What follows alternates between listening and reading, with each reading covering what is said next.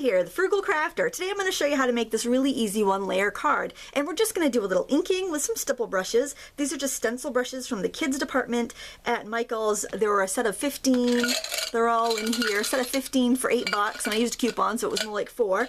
And we're just going to use dye-based ink. I've got some distress pads here. You can use whatever you have for dye-based ink. And the first thing you want to do is get a piece of cardstock, and I'm using just a standard A2 size, just 4 1/4 by 5 1/2. And then what I'm doing is taking a scrap of, just a leftover scrap of cardstock, and I'm tearing it so I get just a rough edge. And then I'm going to set this, let me make sure I have it top and bottom measured up because we're going to need the other part too. I'm going to set this over the top half of my paper, and I'm working upside down so you see it right side up, hopefully. And then I'm using my stipple brush. I'm just going to grab some of that ink, that green ink. That is peeled paint, if you want to know exactly what I'm using. It's the peeled paint from Tim Holtz Distress by Ranger.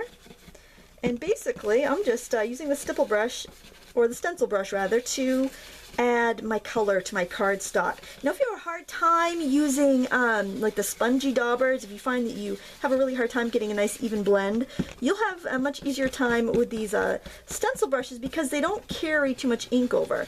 It's very easy to build up a gradual color this way. If you had color dusters, you could also use that. If you have the Judykins color dusters, I wish I bought some at the last stamp show I went to, but I didn't think of it. And then as soon as I got home, I'm like, oh, why didn't I get those? Because they would have been so useful. All right, so that's what we have so far. We've got our grass done. So now I'm going to put the other half of the mask that we tore. I'm going to put that down to cover up the bottom. And you might want to stick down a little piece of tape, because sometimes your paper wants to slide around on you. I probably ought to do that, but I am not. I'm just going to try to hold it down good. I'm working upside down, so it's always a bit of a crapshoot whether I will get it right or not. So I'm taking this large stencil brush. I'm picking up some of the Wild Honey ink. Again, use whatever dye-based inks you have. I'm using Distress, but I've done it with Stampin' Up! Inks. I've done it with the Whispers. You can use Marvy inks. Any dye-based ink is going to be fine for this. So use what you have. A nice juicy ink pad will help. Now this is just a plastic oval stencil, but if you don't have one of these, cut an oval out of a piece of cardstock, scrap cardstock, and use that for your template.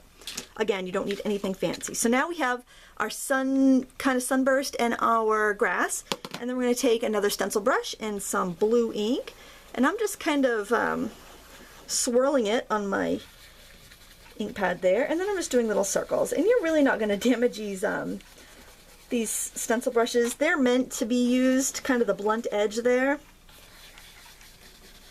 I'm just doing circles so I get a nice even blend. You can go like that if you want, just go back and forth, whatever feels more natural. I just got some yellow fingerprints on there, so I'm going to kind of cover over that a little more strongly. Yellow fingerprints right there. And you can overlap into the sun if you want to. It'll get a little green, but that's not a big deal. That's my furnace going on. Can you believe it? My furnace is kicking on in June. Only in Maine, folks. Only in Maine. All right, so the next thing I'm going to do is add our stamped image. And I really want to make sure this stands out, so I'm going to use pigment ink. So I recommend you use pigment ink in either black or brown, and I'm using VersaFine Black. Ink that up good. These stamps are by Artistic Outpost.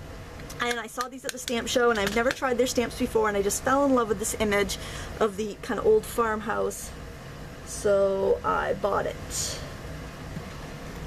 Alright, and I always give my stamp a few seconds for the ink to transfer before I pick it up.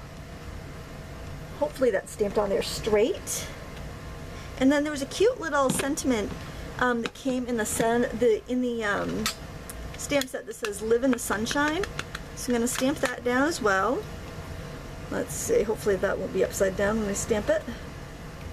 Right, and now I'm going to give that a few seconds to dry, and while I'm waiting for that to dry, I'm going to take a little brown ink and a smaller stencil brush, and I'm just going to put a little bit of that brown around the edge.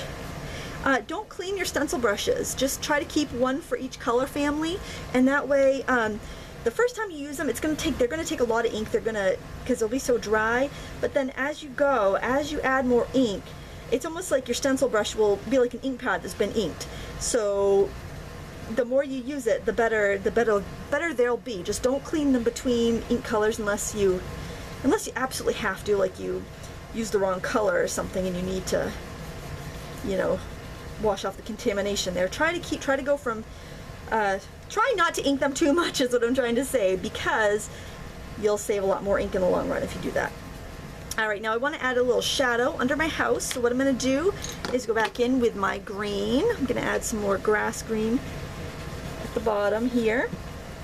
I tend to like to add more shadows at the bottom because it adds more visual weight and makes the card look a little more pleasing. And I'm going to go in with a little bit of brown on the bottom too.